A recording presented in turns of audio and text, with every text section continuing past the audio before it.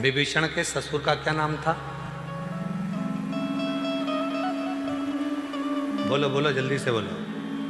विभीषण के ससुर का क्या नाम था? विभीषण की धर्म पत्नी शर्मा, शर्मा के पिता का नाम था शैलुष। क्या नाम था? शैलुष। गंधर्व थे।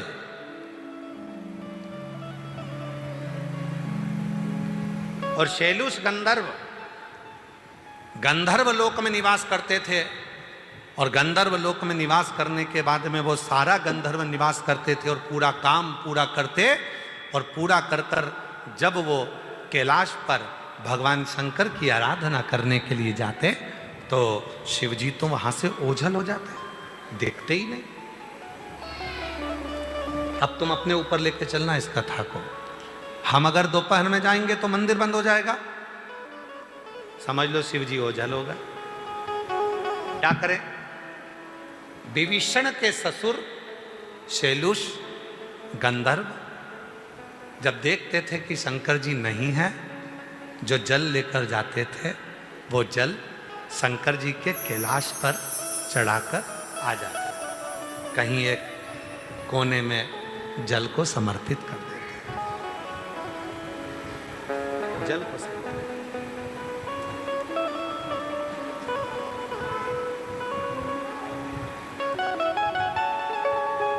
और ऐसी कैसी एक चरित्र आता है काशी का।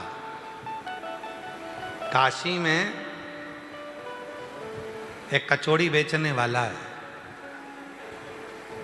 उसका नाम हमारे स्मरण में नहीं आ रहा है।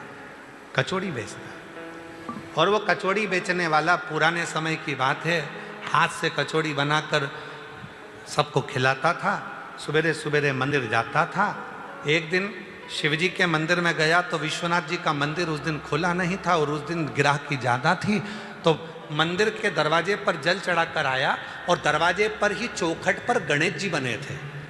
किसी किसी मंदिर में आपने देखा होगा दरवाजे पर गणेश जी बने होते हैं पत्थर के। तो नीचे जल चढ़ाया और जल चढ़ाकर गणेश जी से कहकर आ गया, पिताजी को बोल देना था मैं आया था, पिताजी को कह देना मैं आया था, जल चढ़ाकर गया हूं, बता देना अपने पिताजी को। अब तो वो चले गया। गणेश जी महाराज मुस्कुराकर अपने पिताजी के पास गए और भोलेनाथ जी से कहा, वो कचौड़ी वाला आया था, कह रहा था कि मैं आया था, बोल देना पिताजी को। शिव जी ने कहा गणेश जी से, गणेश संपूर्ण काशी में, संपूर्ण अवंतिकापुरी में, संपूर्ण सौराष्ट्र में, संपूर्ण संसार में जो मंदिर का क्षेत्रफल होता है, जिस मंदिर के क्षेत्रफल में शिव विराजमान होते हैं, उस मंदिर के क्षेत्रफल का जितना जितना बाउंड्री होता है, उस बाउंड्री के अंदर अगर कोई शिव भक्त पहुंचकर मेरा मंदिर बंद भी है और अगर किसी स्थान पर भी जल चढ़ाकर जाता है, वो जल मुझे स्वीकार होता है, मैं उसको स्वीकार कर लूं। मंदिर बंद है, मंदिर के अंदर कोई पौधा तो होगा, मंदिर के अंदर कोई पेड़ तो लगा होगा, मंदिर के अंदर कोई बेलपत्री का वृक्ष तो होगा, मंदिर के अंदर कोई पीपल का वृक्ष तो होगा, मंदिर के अंदर कोई बड़ का वृक्ष तो होगा, मंदिर के अंदर कोई तुलसी का पौधा तो होगा। मंदिर बंद है और तुम जल चढ़ाने गए, चढ़ाने नहीं दिया, मंदिर बंद हो गया। उस पौधे में तुम देव अधिदेव महादेव के भाव से जल देना प्रारंभ करो, शिव उस जल को खुद आकर स्वीकार करना प्रारंभ कर दे। शिव की जैसी भक्ति, शिव की जैसी सरलता, शिव के जैसी निर्मलता कहीं नहीं मिलेगी। इतना सरल, इतना सरल, इतना सरल कि उसकी सरलता का क्या गुणगान करें। इतना सरल। विभीषण के ससुर शैलुष गंधर्व शिव के मंदिर में जाते थे, भगवान शंकर के कैलाश जाते थे, शिव नहीं मिलते थे तो जल चढ़ाकर आ जाते थे। कई बार मंदिर अगर बंद भी मिले, नहीं मंदिर में जाने का मौका मिले, तो उस मंदिर के प्रांगण में, उसकी बाउंड्री के अंदर जो कंकर हो, जो वृक्ष हो, उसमें आप जल समर्पित करेंगे तो भी वो जल शिव स्वीकार करते हैं, शिव स्वीकार।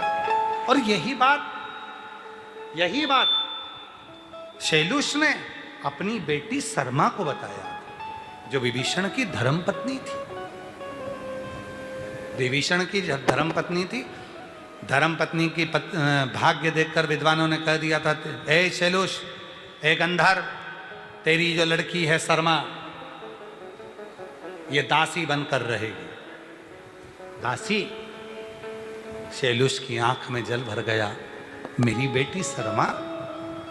विभीषण के ससुर आंख में आंसू भरकर रो रहे हैं। शैलुष आंसू भरकर रो रहे हैं। मेरी लड़की सरमा दासी बनकर रहेगी। उनको नहीं मालूम था कि कहां शादी होगी। और आखिरी में शैलुष ने अपनी बेटी सरमा को एक काम करा, जब इसके ललाट में दासी बनना ही लिखा है तो क्यों ना एक काम करूं।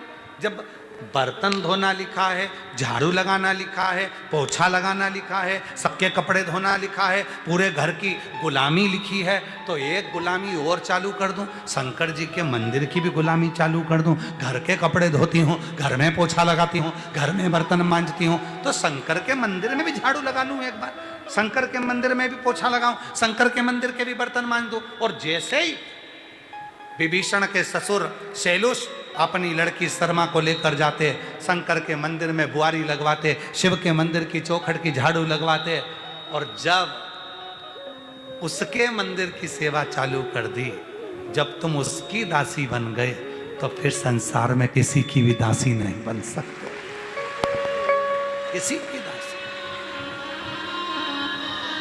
जब उसके दासी बन गए तो हम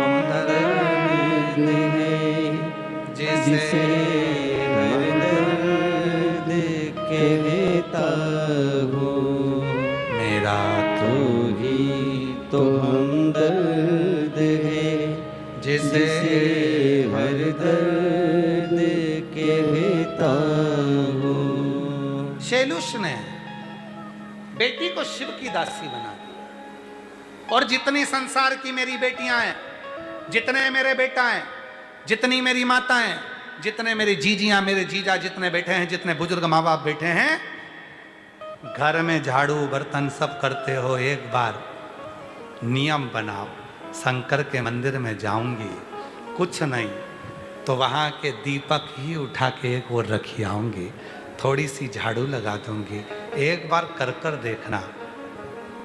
देखना। जब तुम उसकी दासी बन जाओगे ना, तो दुनिया में तुम फिर किसी की दासी नहीं बनोगे, किसी की।